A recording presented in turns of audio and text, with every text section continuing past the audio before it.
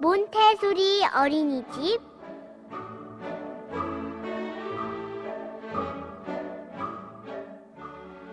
피카소 동화나라,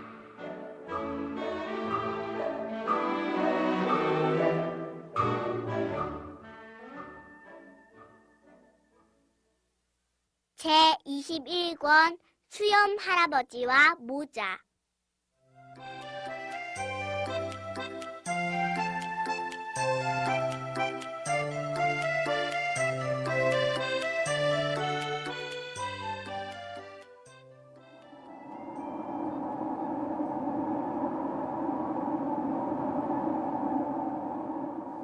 추운 겨울입니다.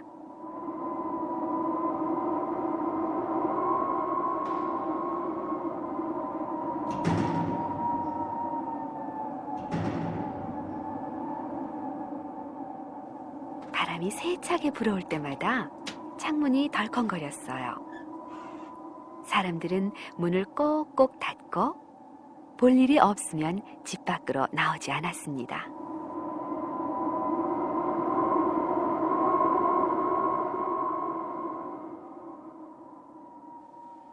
매서운 추위에 코끝이 얼어버릴까봐 걱정되었기 때문이지요.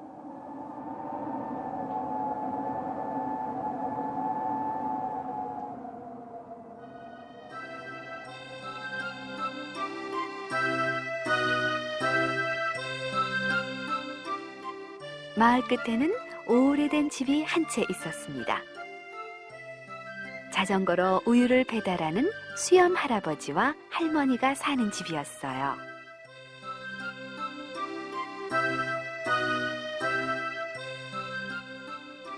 할아버지와 할머니는 가난했지만 언제나 싱글벙글 웃는 얼굴이었어요.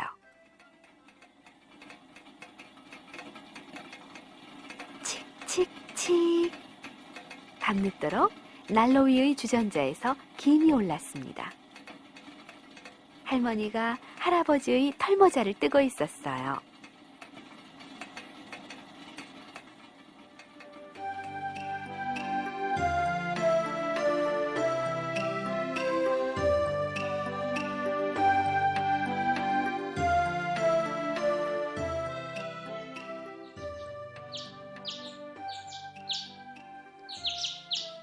다음 날 아침, 할아버지는 탁자 위에 놓인 털모자를 보았어요.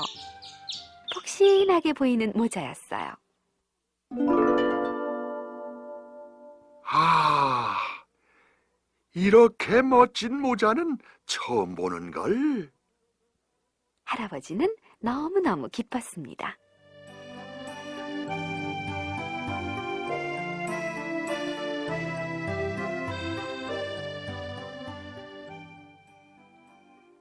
아침밥을 맛있게 먹고 할아버지는 우유를 배달하러 집을 나섰어요.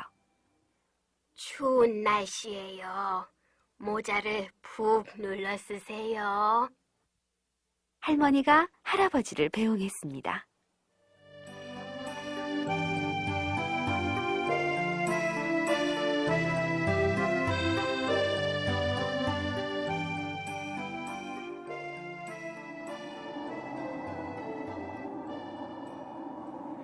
안녕하세요.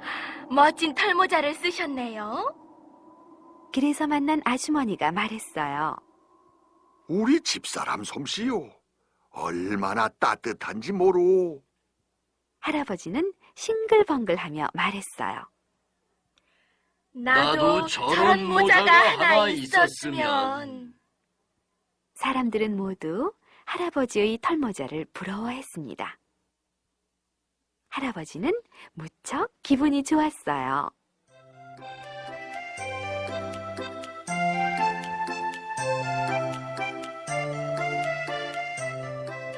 아내가 떠준 내 모자 보드랍고 따뜻해. 랄랄랄랄라. 금모자도 은모자도 부럽지 않다네. 할아버지는 흥에 겨워 노래를 불렀습니다. 그때였어요.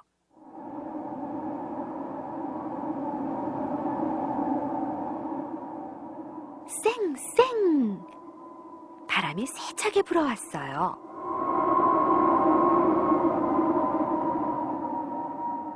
아, 내 모자!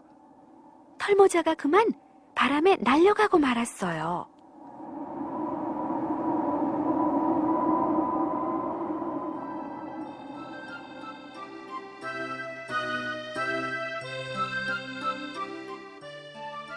털모자는 춤추듯이 날아다니다가 높은 나뭇가지 끝에 걸렸습니다.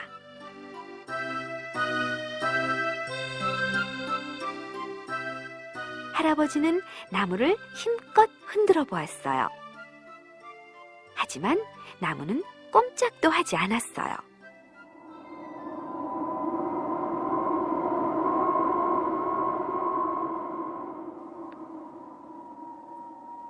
쌩쌩! 바람이 세차게 불어왔어요. 모자는 다시 바람에 날려갔습니다.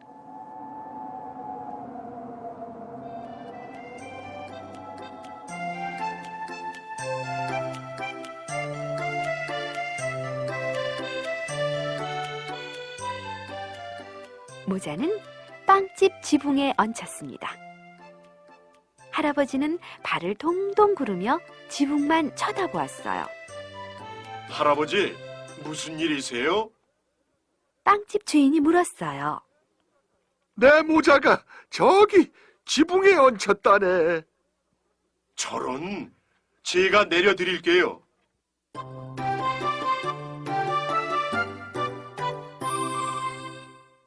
빵집 주인은 얼른 사닥다리를 가지고 나왔어요. 조심조심 사닥다리를 딛고 올라가 막 털모자를 잡으려는 순간이었어요. 쌩쌩! 또 바람이 세차게 불어왔어요. 아, 할아버지, 모자를 잡으세요. 털모자는 다시 바람에 날려갔어요. 할아버지는 부랴부랴 모자를 쫓아갔습니다.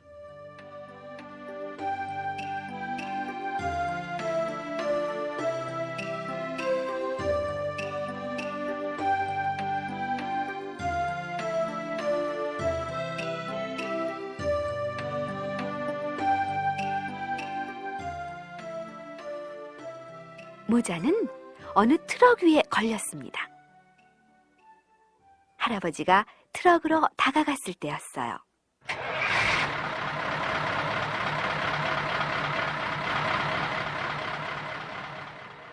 부르릉 부릉부릉.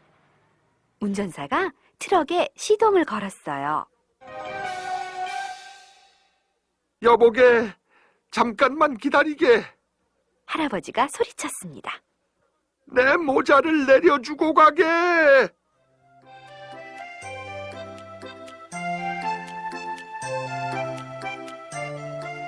그러나 운전사는 할아버지가 외치는 소리를 듣지 못했습니다.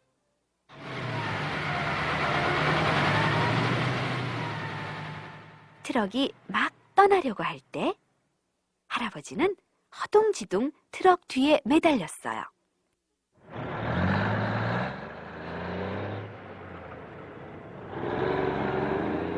부르릉 부르릉. 마을을 지나고 산을 지나 트럭은 신나게 달렸습니다.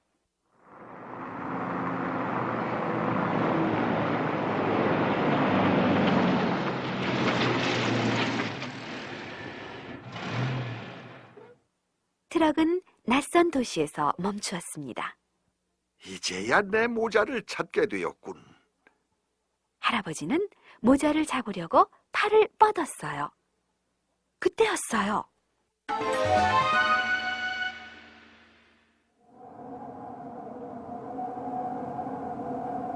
쌩쌩!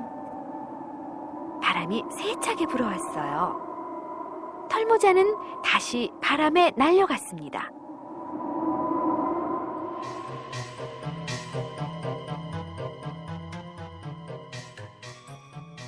할아버지는 숨 돌릴 틈도 없이 허겁지겁 모자를 쫓아가야 했어요.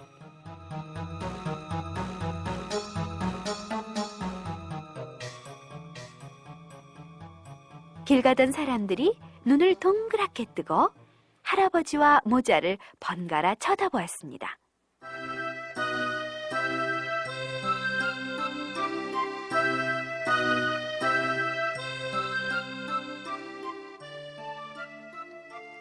조그만 공원.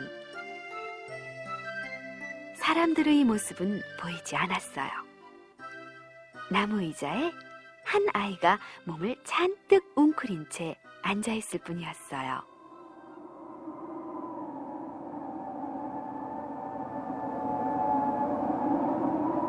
쌩쌩! 공원 안으로 바람이 세차게 불어왔어요. 탈모자는 공중에서 빙글 한 바퀴 돌더니 아이의 머리 위에 살짝 내려앉았어요.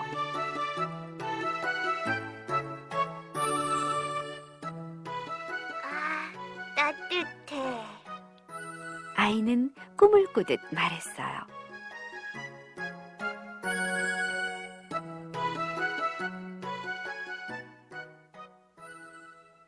따뜻한 모자를 얻은 아이는 기쁜 얼굴로 공원을 떠났습니다.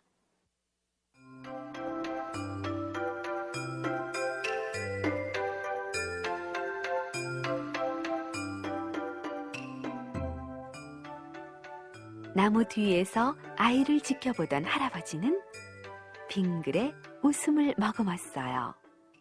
그래, 저 모자는 나보다 저 아이에게 훨씬 잘 어울려. 할아버지는 잠깐 할머니를 떠올렸지만 할머니도 기뻐하리라고 생각했습니다. 거리에는 언제부터인가 하얀 눈이 소리 없이 내리고 있었습니다.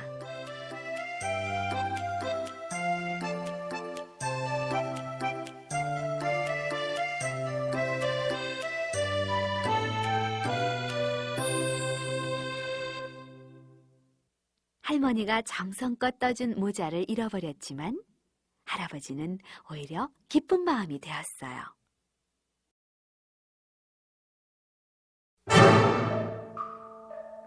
몬테소리 어린이집.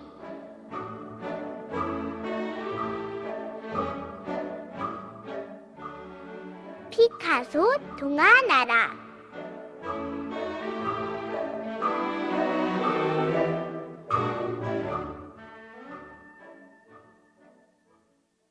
제22권 도둑 맞은 괴물.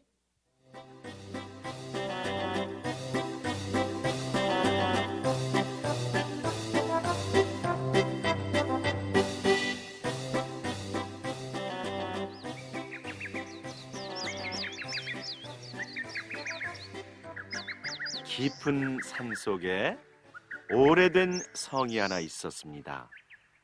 그 성에는 도둑들이 살고 있었는데 도둑들은 물건을 훔쳐다가 잘 살았어요.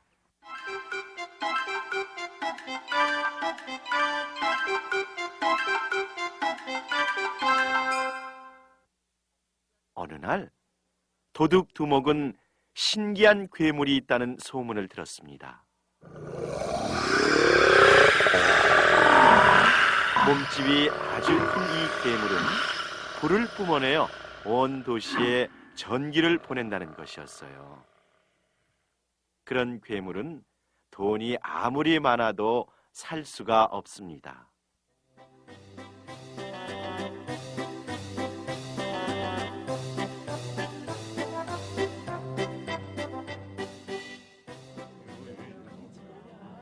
두목은 부하들을 모아놓고 말했습니다. 얘들아, 잘 들어라. 몸집이 집채만하고 말 1000마리와 맞먹는 힘을 가진 괴물이 가까이에 있다는구나. 사람을 위해 불을 뿜어주는 괴물이라니 이제껏 듣지도 보지도 못했던 일이야. 도시놈들은 그 괴물에게 전기를 만들게 한다는 거야. 그래서요? 부하 한 명이 물었어요. 그러자 두목이 대답했어요. 우리가 그걸 훔쳐오자는 말이다. 아니, 그 괴물을 훔쳐서 어떻게 하자는 겁니까? 또 다른 부하가 놀라서 물었습니다. 그 괴물은 우리 모두를 합친 것보다 더 크다면서요. 두목은 픽 웃었습니다. 우리가 키우자는 게 아니야. 그걸 팔아서 한몫 잡는 거야. 값어치가 클 테니까. 하지만 괴물을 어떻게 잡습니까? 그놈은 힘이 세고 불을 뿜는다고 그랬잖아요.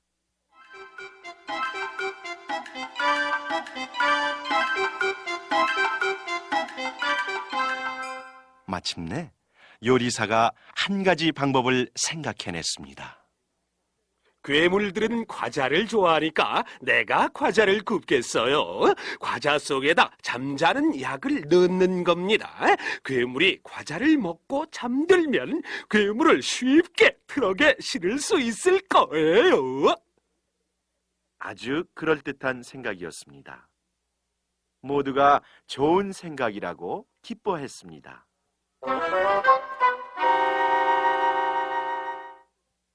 요리사는 과자를 맛있게 구웠어요. 그리고 직접 맛을 보았습니다. 약이 잘 들어 요리사는 사흘 동안이나 잠에서 깨지 않았습니다.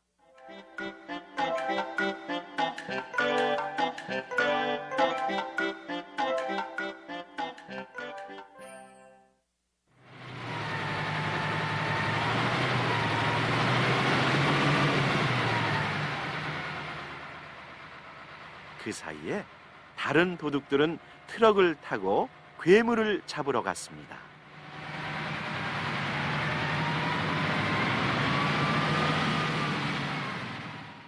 도둑들은 흔들리는 차에 몸을 싣고 오랫동안 달려서 괴물이 사는 도시에 다다랐어요.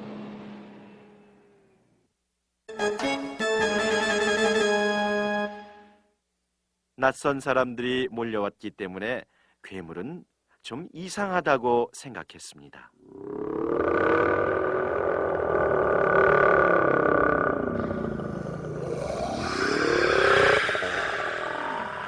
하지만 과자에서는 아주 맛있는 냄새가 났어요. 바삭바삭, 퍼석퍼석. 과자를 많이 먹은 괴물은 졸음이 쏟아지는지 하품을 크게 하고는 벌렁 들어 누웠습니다.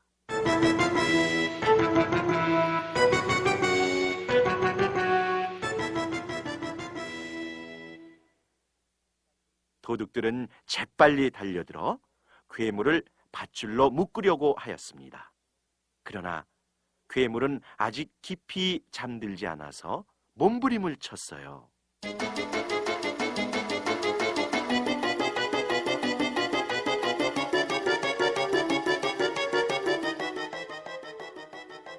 도둑들은 놀라서 나가 떨어지고 말았습니다.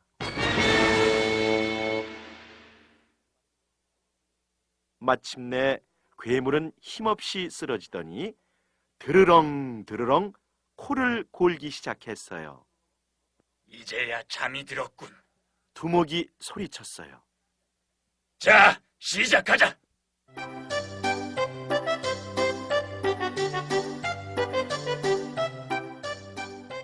도둑들은 밧줄로 괴물을 꽁꽁 묶었습니다.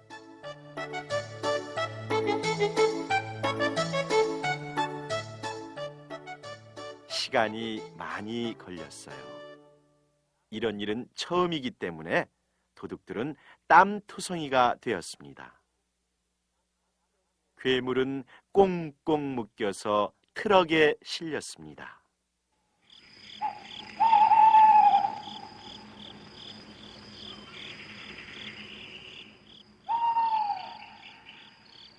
해는 벌써 서쪽 하늘로 숨어버리고 달빛이 길을 하얗게 비추고 있었습니다. 도둑들은 기분이 좋아서 성을 향해 출발했습니다.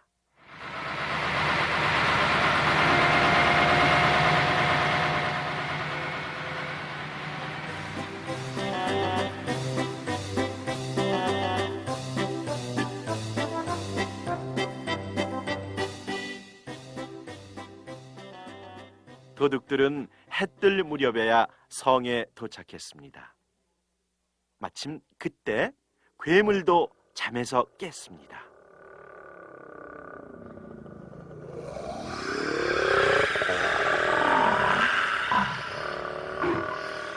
괴물은 밧줄로 꽁꽁 묶인 자신을 발견했습니다. 괴물은 무슨 일이 일어났는지 전혀 알 수가 없었어요. 어쩐지 이상하다.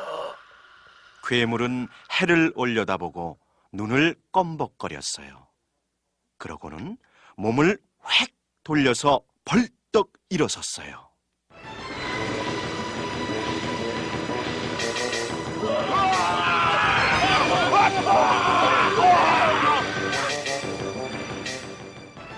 그러자 트럭은 뒤집히고 밧줄은 끊어졌으며 도둑들은 이리저리 넘어졌습니다.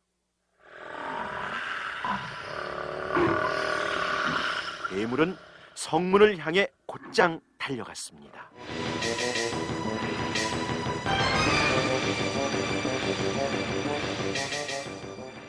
그러는 동안 도시 사람들도 괴물이 없어진 것을 알게 되었습니다. 괴물이 돌아섰다! 모든 사람이 실망해서 무척 슬퍼했습니다.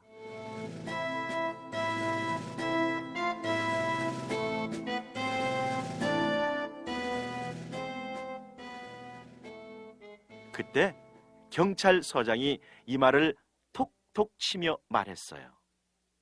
나는 그렇게 생각하지 않아요. 여기 트럭의 바퀴 자국이 또렷이 남아있지요? 괴물은 운전을 할 줄 모르니까 도망친 것이 아니에요. 다시 말해, 도둑을 맞은 거요. 틀림없이 산에 있는 도둑들의 짓일 겁니다.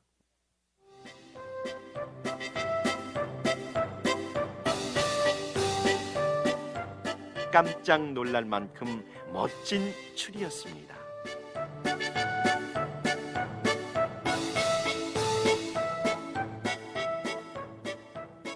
경찰서장은 곧 트럭의 바퀴 자국을 따라갔어요. 그 뒤로 도시 사람들이 따라가고 다음에 소방대원들이 뒤따랐어요. 모두 함께 산을 향해 출발했습니다.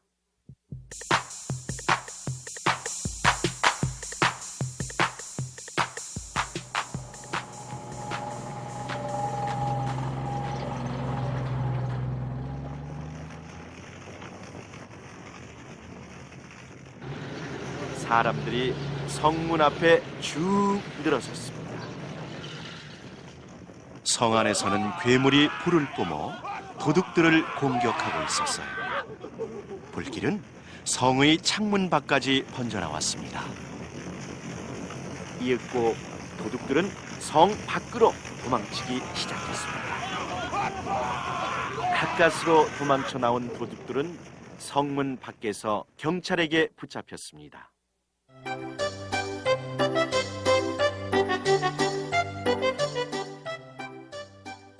도둑들은 모두 붙잡혔어요. 다만 두목만이 빠져나와 서둘러 산을 뛰어내려갔습니다.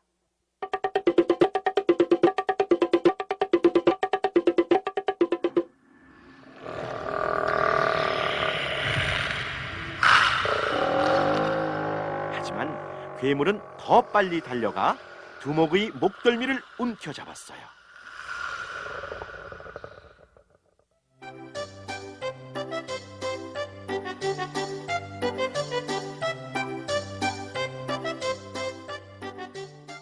잘했다, 잘했어. 경찰서장은 대견스러운 듯이 말했습니다.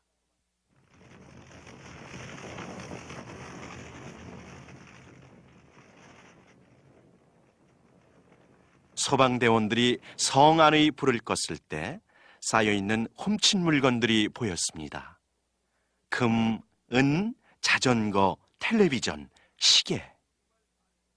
정말 잘했다. 경찰서장은 되풀이해서 말했습니다. 이건 모두 괴물 덕분이야. 경찰서장은 물건들을 트럭에 실으라고 명령했습니다.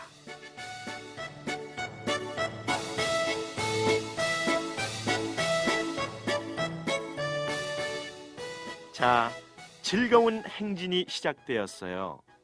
경찰서장, 괴물, 도시 사람들, 소방대원들 모두가 기쁨에 넘쳐 도시로 돌아왔습니다.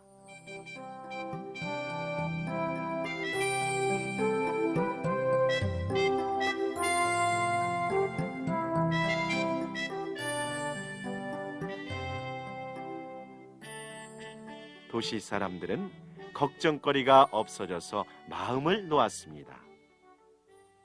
도둑들은 감옥에 갇혔습니다.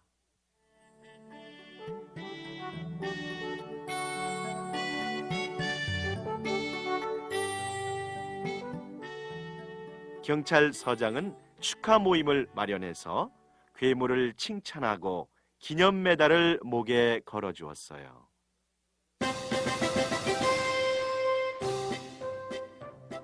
악단이 음악을 연주하고 여자아이가 꽃다발을 선물했어요.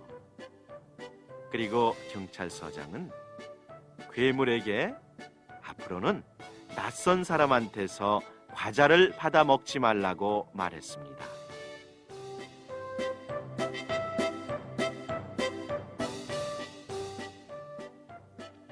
괴물은 부끄러워서 얼굴이 빨개졌습니다.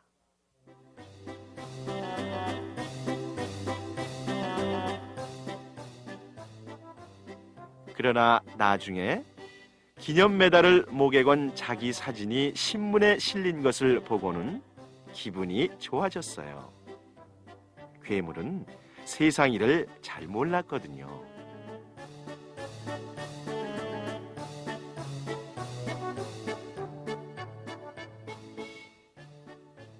몸집은 크지만 괴물은 아직도 어린아이 같죠?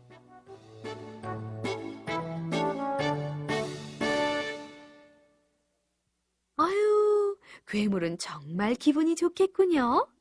기념 메달도 목에 걸고 꽃다발도 선물 받고 게다가 신문에 사진까지 실렸으니 말이에요.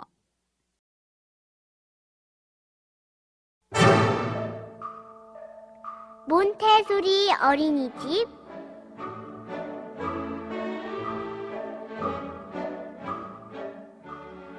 피카소 동화나라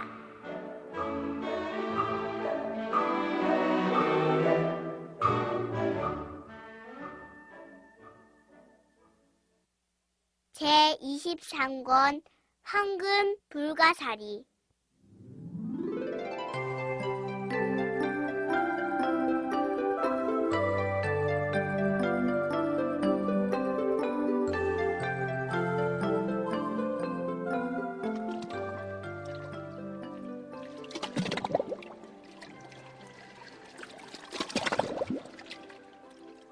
바닷속 암초 마을에 불가사리들이 모여 살았습니다.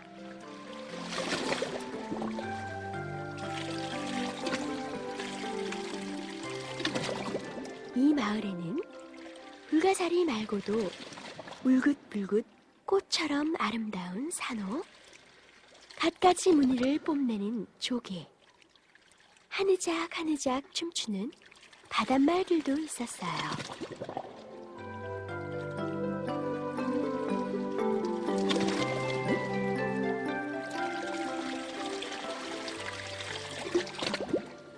불가사리들은 함께 먹이를 찾아다니기도 하고 숨바꼭질도 하면서 사이좋게 지냈어요.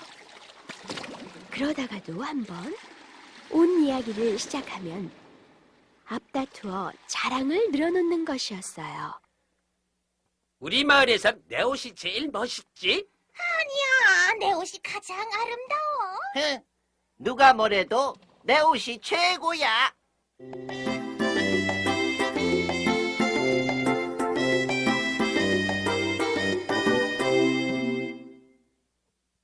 이런 모습을 바위 뒤에서 몰래 지켜보는 아기 불가사리가 있었어요. 그 아기 불가사리는 아무것도 걸치지 않은 발가숭이였습니다.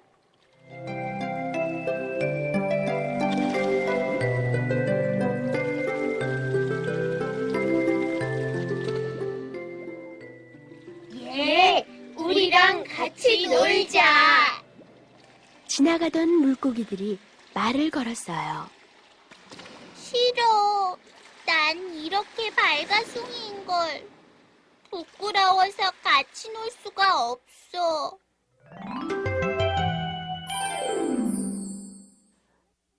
노란 물고기가 미역 한 잎을 물어왔어요. 이걸로 몸을 가려봐. 훨씬 나을 거야. 미역은 자꾸 미끄러져서.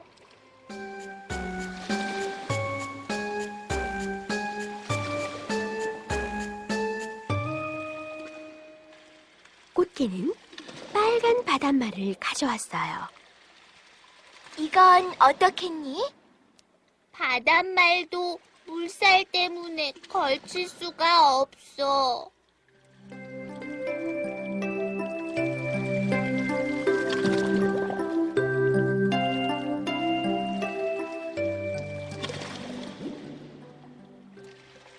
쟤 좀 봐. 발가벗었잖아. 헤헤헤, 창피한 것도 모르나 봐.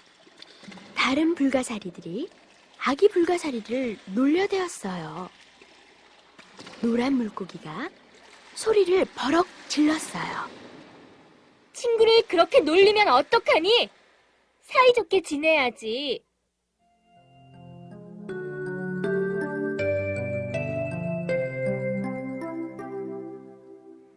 아기 불가사리야, 울지 마. 꽃게가 달랬지만 아기 불가사리는 눈물을 뚝뚝 흘렸습니다.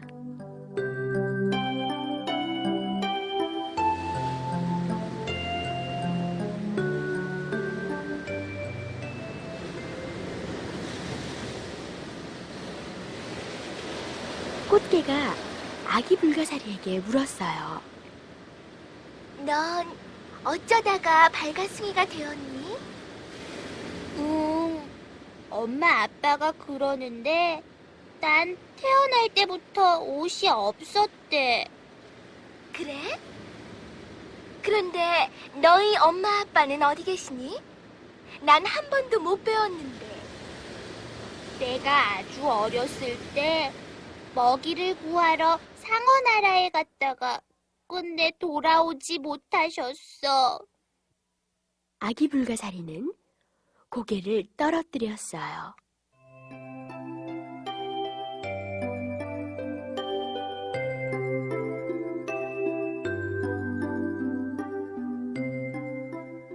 저녁 무렵 아기 불가사리는 바닷가로 나왔어요. 철썩, 철썩. 바닷물이 밀려왔다, 밀려갔다 합니다. 어느덧 하늘엔 별님이 하나, 둘 반짝이기 시작했어요.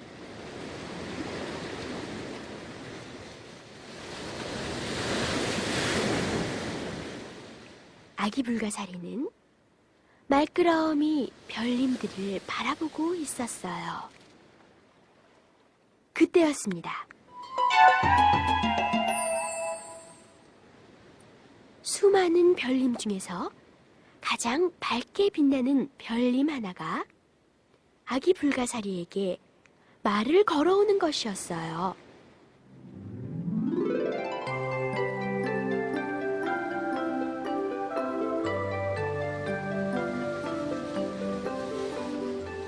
얘야, 넌 누구니?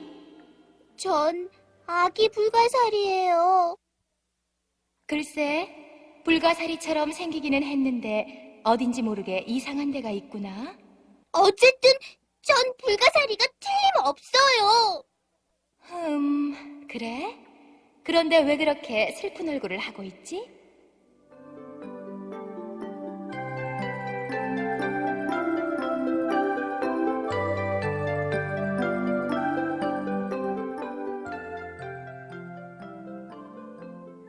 다른 불가사리들은 모두 예쁜 옷을 입었는데 저만 발가숭이에요. 그래서 같이 놀아주지도 않고 놀리기만 하잖아요. 아기 불가사리는 금방이라도 울음을 터뜨릴 것 같았어요. 저런 가엾게도.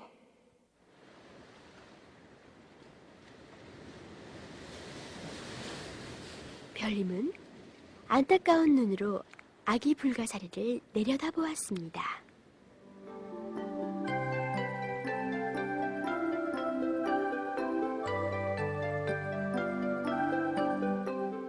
불쌍하기도 하지. 도와줄 방법이 없을까? 별님들이 소곤거렸어요. 가장 밝게 빛나는 별님은 눈을 지그시 감고 생각에 잠겼어요. 그러다가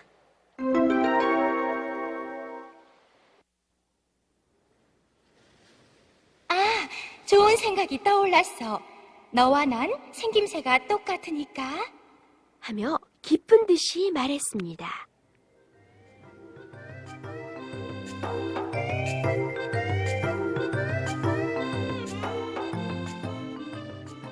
아기 불가사리야, 바닷물로 들어와서 날 보고 똑바로 누워봐. 내가 아주 멋진 옷을 입혀줄게. 어떻게 옷을 입혀준다는 걸까? 아기 불가사리는 고개를 갸우뚱거리면서도 별님이 시키는 대로 했어요.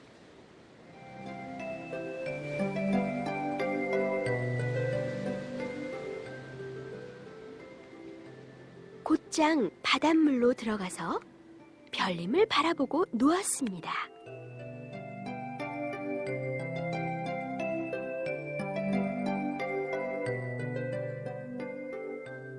별님은 아기 불가사리에게 환한 빛을 골고루 비추어 주었어요.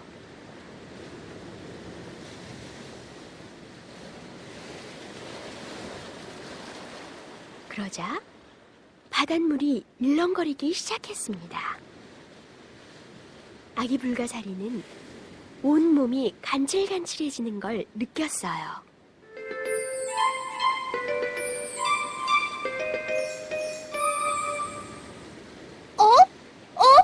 내 몸이?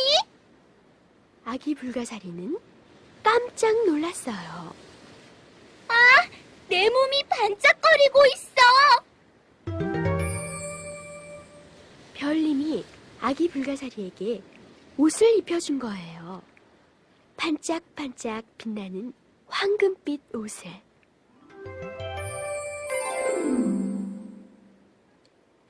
별님, 꿈만 같아요. 아기 불가사리는 눈부시게 빛나는 자기 몸을 내려다보고는 놀라서 입을 다물지 못했어요.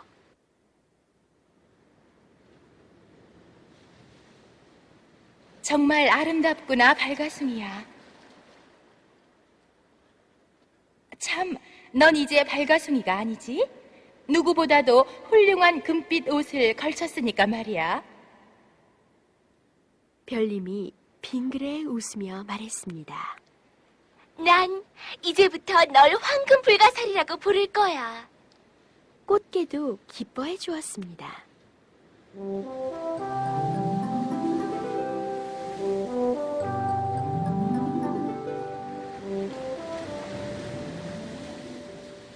어느덧 밤도 다 지나고 날이 밝아오기 시작했어요. 별님과 헤어질 시간이 다가왔습니다. 이 은혜는 잊지 않을게요. 안녕히 가세요, 별님. 그래. 부디 밝고 씩씩하게 자라렴.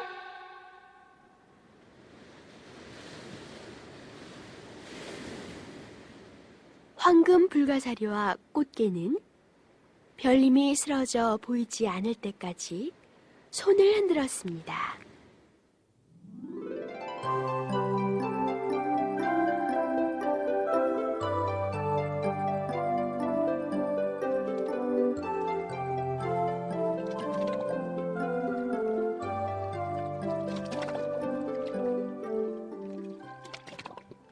황금 불가사리는 금빛 옷을 걸치고 바닷속 암초 마을로 돌아왔어요.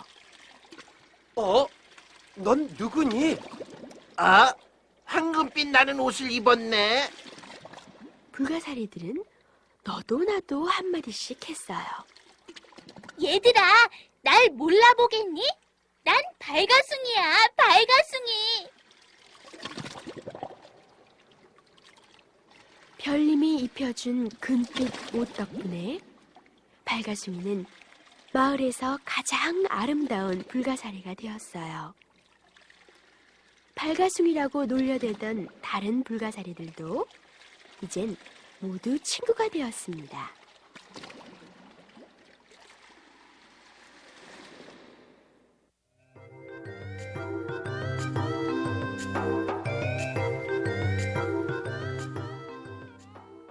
아기 불가사리는 친구들과 함께 즐겁고 행복한 나날을 보냈답니다.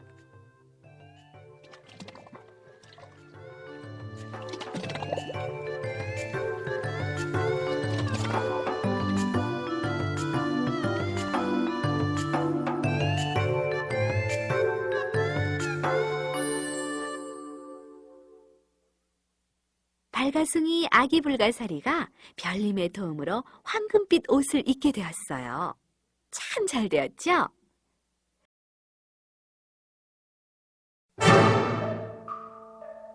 몬테소리 어린이집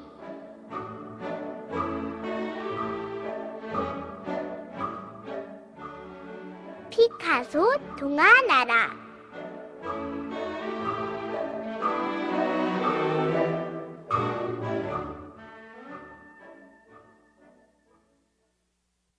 제24권 뒤죽박죽 카멜레온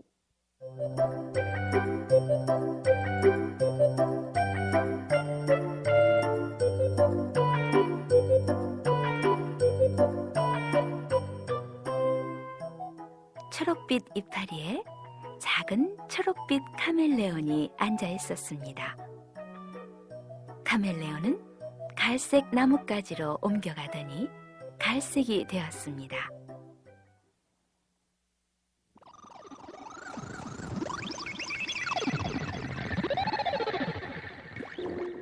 빨간 꽃 위에서 쉬고 있을 때에는 빨간 빛깔이 되었습니다.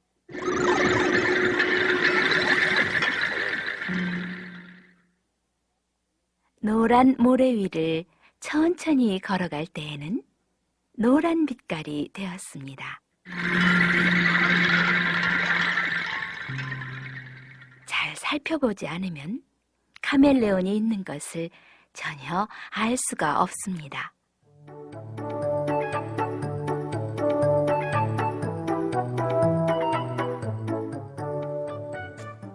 보통 때 카멜레온은 기분이 좋습니다. 그런 날에는 윤기가 도는 초록빛을 띱니다.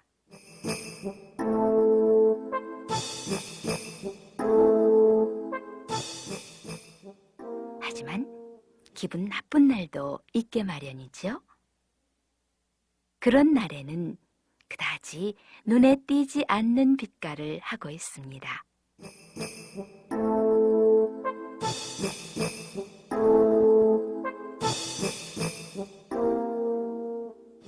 배가 고파도 카멜레온은 먹이를 찾으러 가지 않아도 됩니다. 가만히 앉아서 먹이가 찾아오기만을 기다립니다.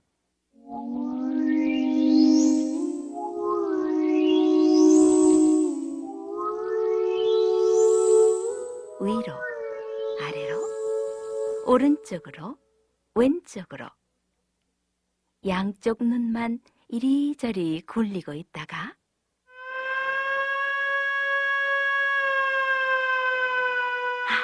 팔이다. 카멜레온은 끈적거리는 긴 혀를 쑥 내밉니다. 파리는 눈 깜짝할 사이에 뱃속으로.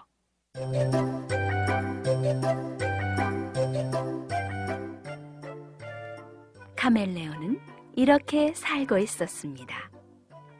특별히 재미있는 일도 없는 나날이었습니다. 그러던 어느 날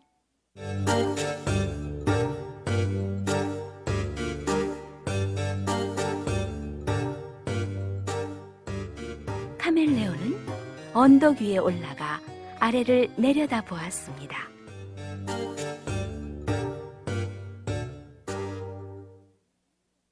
동물원이 보였어요. 아름다운 동물들을 이렇게 많이 본 것은 태어나서 처음이었습니다.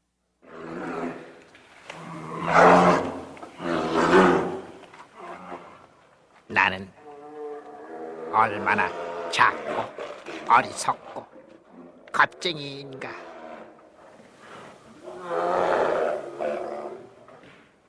흰 곰같이 되면 좋겠다. 그러면 크고 멋있을 텐데.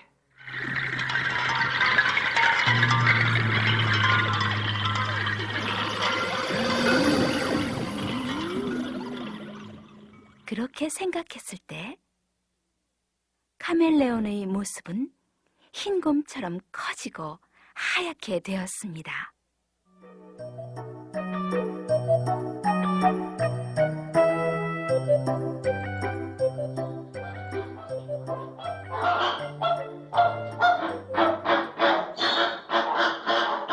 플라밍고는 아름답구나.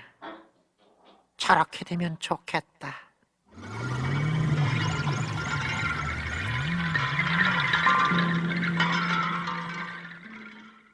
곧 카멜레온에게는 플라밍고와 똑같은 아름다운 분홍빛 날개와 긴 다리가 생겨났습니다. 여우같이 되면 날씬해질 텐데.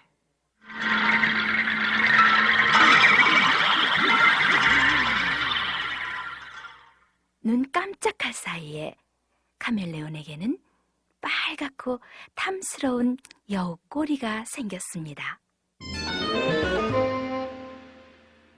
물고기같이 되면 헤엄칠 수 있을 텐데.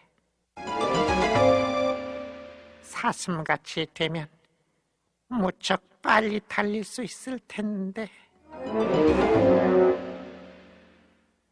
기린같이 되면 아주 먼 곳에 있는 것도 보게 될 텐데. 거북같이 되면 걱정이 없겠다. 위험이 닥쳐올 때에는 등딱지 속으로 숨어버리면 되니까.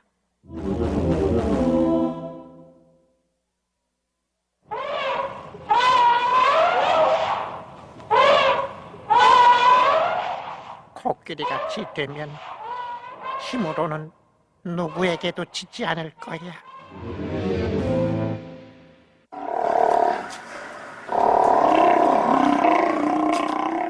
바다 표범같이 되면 멋진 재주를 부릴 수 있을 텐데.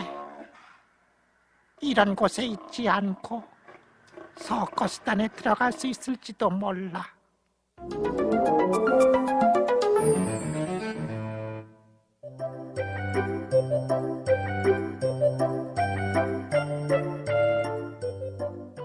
마침 그때 사람이 2명 지나갔습니다.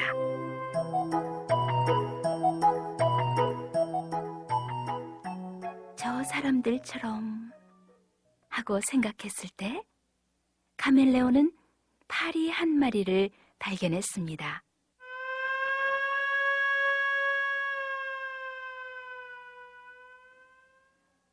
카멜레온은 배가 몹시 고팠습니다.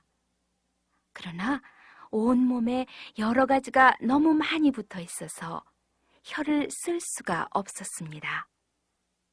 파리를 잡을 수가 없었어요.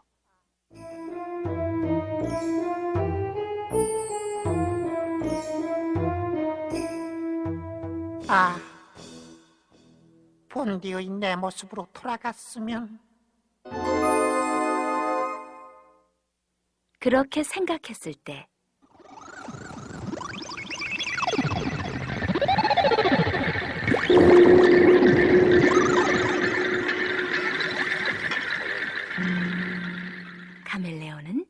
본디의 모습으로 되돌아갔습니다.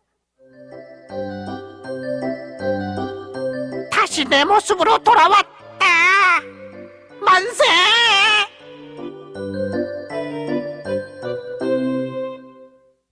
그리고 카멜레온은 파리를 잡았습니다.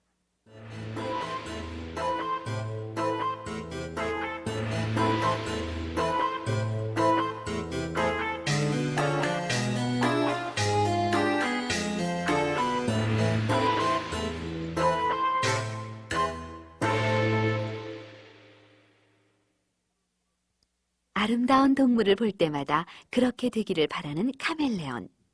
하지만 욕심이 지나치다 보니 그만 모든 것이 뒤죽박죽.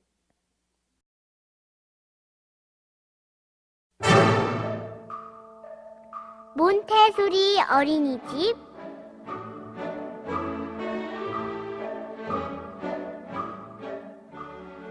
피카소 동화나라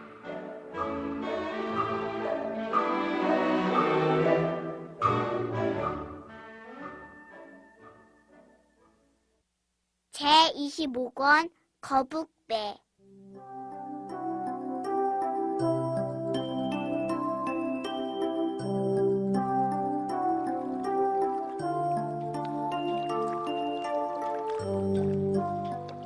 돌돌이는 아기 거북입니다.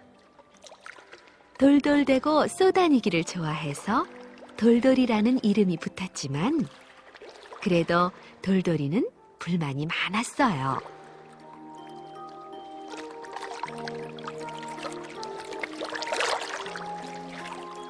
엄마 거북이 말리는 바람에 아직 가보지 못한 곳이 너무나 많기 때문이에요.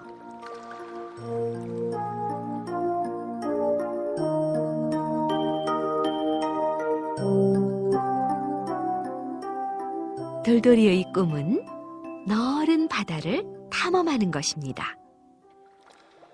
바다의 끝은 어디일까? 이 바닷속에서는 누가 가장 힘이 셀까?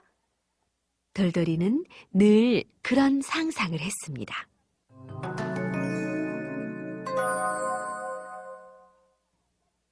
내가 젊었을 땐데 말이야. 한 번은 아주 먼 바다로 나간 적이 있었거든. 그런데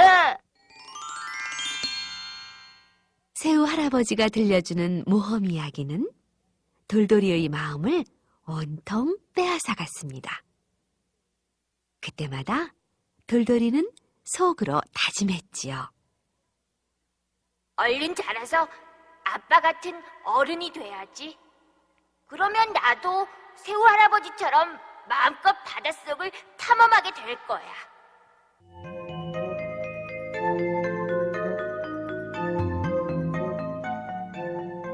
어느 날 돌돌이네는 이사를 하게 되었어요. 돌돌아, 지금부터 먼 길을 가야 한단다. 한눈 팔지 말고 엄마 뒤를 바싹 따라와야 해요.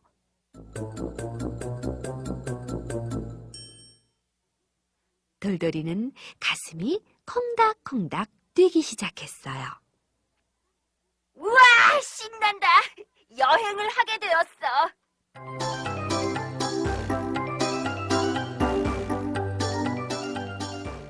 얼마쯤 갔을까요? 갑자기 돌돌이의 눈이 휘둥그레졌습니다. 엄마, 아빠, 저기 좀 보세요. 바닷물이 무지갯빛으로 아롱져 있어요. 빨강, 주황, 노랑, 초록. 응, 여기는 산호초 언덕이란다. 햇살이 비쳐 들어와 무지개처럼 빛나는 거지.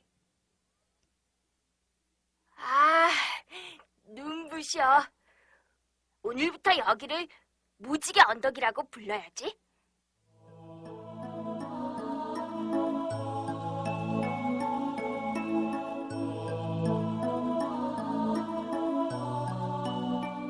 여행길이 신비롭고 아름답기만 한 것은 아니었습니다.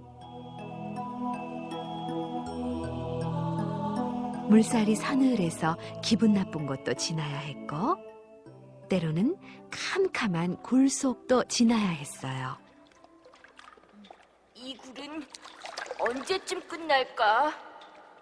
혹시 괴물이 튀어나오면 어떡하지?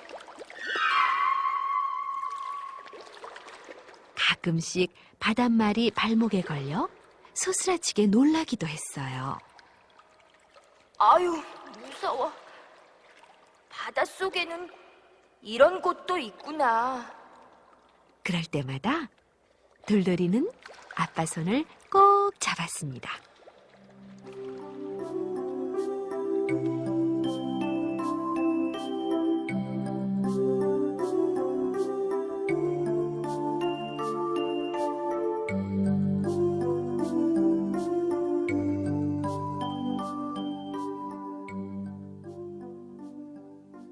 저 멀리에 마을이 보였어요. 산호초와 바닷말이 다복다복 우거진 아름다운 마을입니다.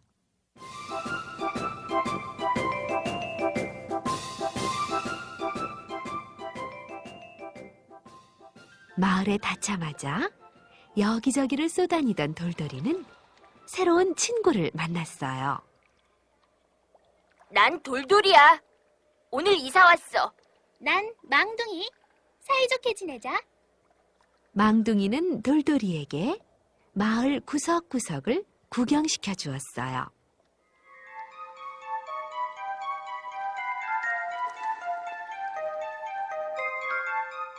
이야, 이곳은 정말 용궁처럼 멋있구나. 그래도 용왕님이 없으니까 용궁은 아니야.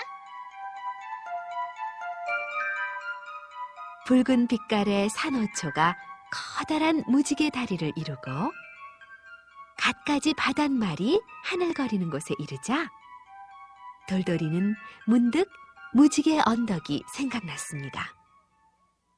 아까 이사 올 때 아주 멋진 곳을 발견했어. 내가 무지개 언덕이라고 이름 붙였는데 너도 한번 가볼래?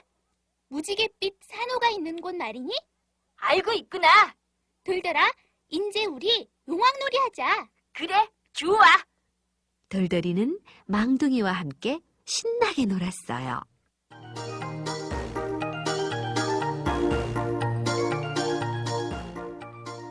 그날 밤 돌돌이는 꿈속에서 무지개 언덕을 보았습니다.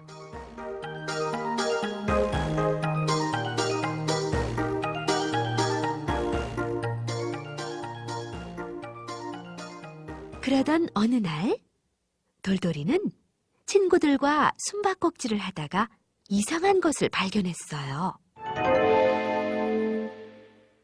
이게 뭐지? 이상하게 생겼는데? 때마침 문어 아저씨가 그곳을 지나쳤어요. 붉은 상어의 이빨이다.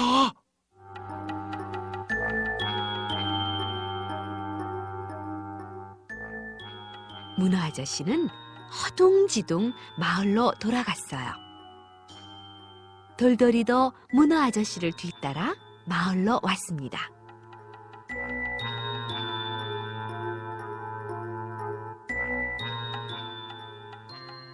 마을 어른들이 한자리에 둘러앉았어요. 모두 근심스러운 표정이었어요.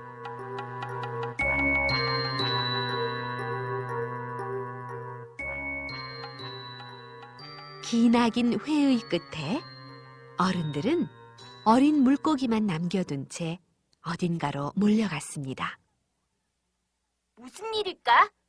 우리도 따라가 보자.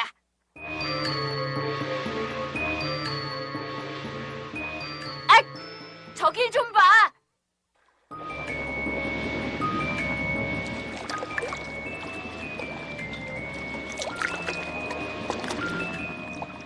마을 어른들이 상어떼와 싸우고 있었습니다. 아유, 무서워. 그만 돌아갈까봐. 이런 겁쟁이. 난 좀 더 가까이 가볼 거야. 앞으로 나아가던 돌돌이는 깜짝 놀랐어요. 아빠 거북이 붉은 상어에게 물려 발버둥이 치는 것이 아니겠어요?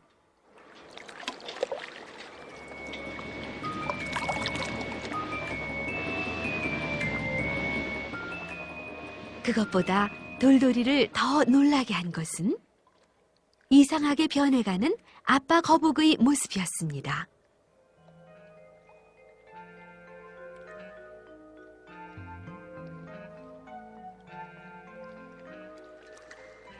머리는 용처럼 되어 입에서는 불을 내뿜고 등에서는 가시가 돋아났으며 옆구리에서는 수많은 발이 나왔어요.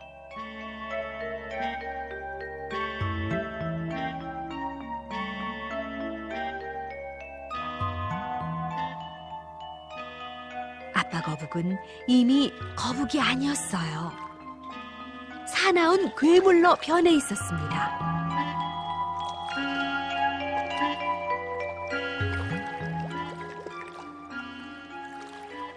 상어떼는 공격을 멈추고 물러갔습니다. 돌돌이는 아빠 거북에게 다가갔어요. 위험해! 가까이 가지 마! 문어 아저씨가 외쳤어요. 돌돌아! 너희 아빠는 변했어!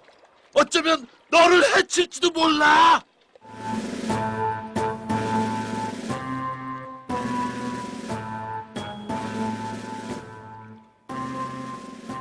문어 아저씨의 말대로 아빠 거북은 변했습니다.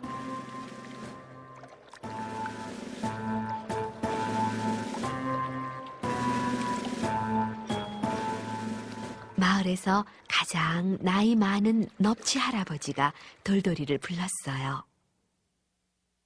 이 길로 쭉 가면 캄캄한 굴이 나온단다.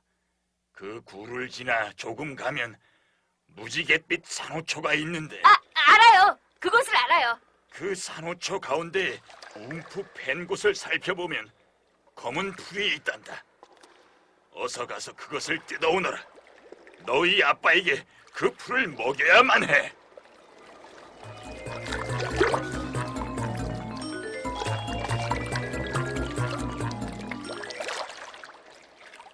돌돌이는 무지개 언덕을 향해 헤엄쳐 갔어요. 캄캄한 굴 속도 바위 벼랑도 무섭지 않았어요.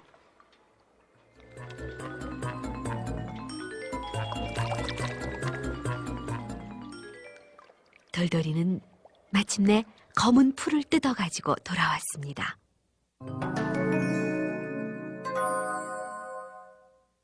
돌돌이는 검은 풀을 아빠 거북에게 주었어요. 아빠 거북은 그것을 우물우물 씹어 먹었습니다.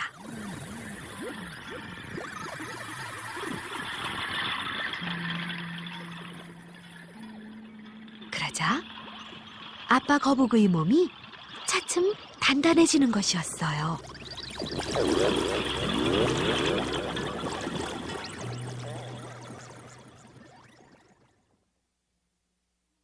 몸이 단단해진 아빠 거북은 둥실 떠올랐어요. 이제 아빠 거북은 거북 배가 되어 바다 가운데에 뜨게 되었습니다.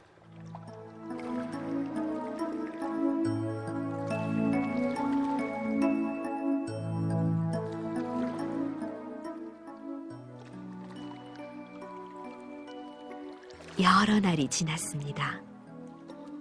마을은 평화스러운 모습을 되찾았어요.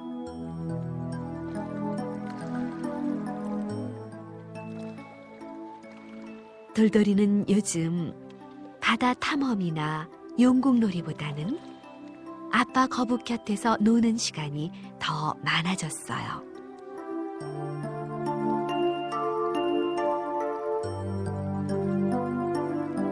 그날도 돌돌이는 아빠 거북 곁에서 놀고 있었어요.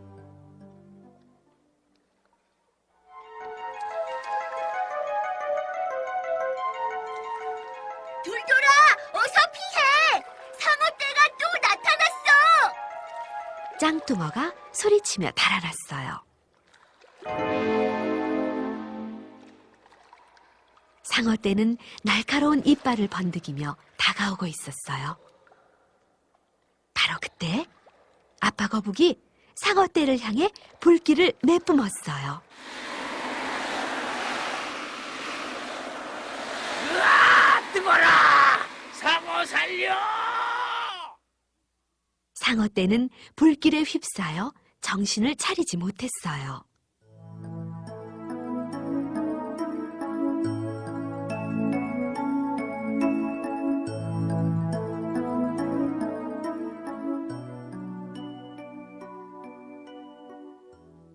바다가 조용해졌습니다.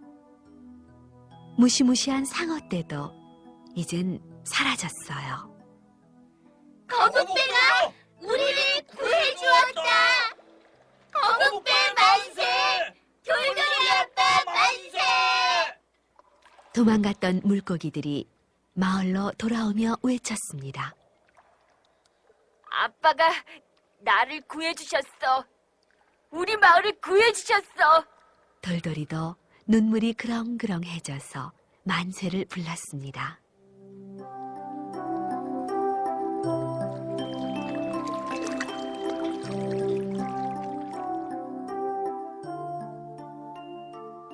돌돌이는 아빠 거북을 자랑스럽게 바라보았습니다. 그러나 아빠 거북은 다시 딱딱해진 채 꼼짝하지 않았어요.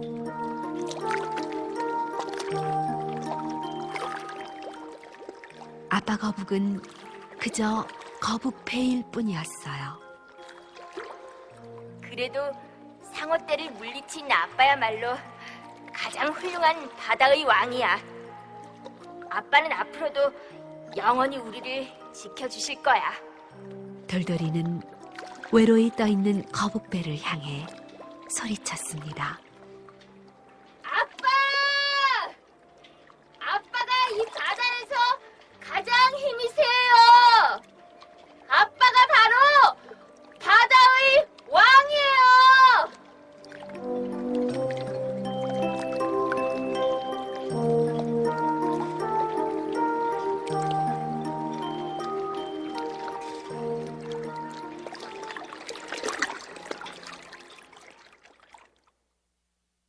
거북배가 된 아빠 거북이 돌돌이와 마을을 구해주는 이야기예요. 재미있게 들었죠?